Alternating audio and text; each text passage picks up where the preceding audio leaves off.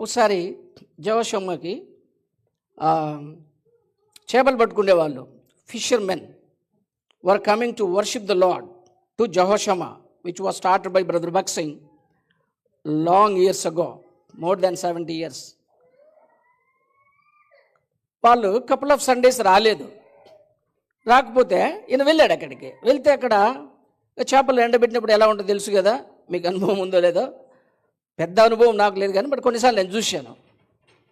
చూస్తే ఆ సరౌండింగ్స్లో వాడు నిలబడలేం.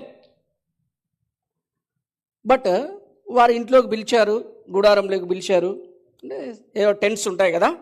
They called him brother Bhagat Singh and they gave tea.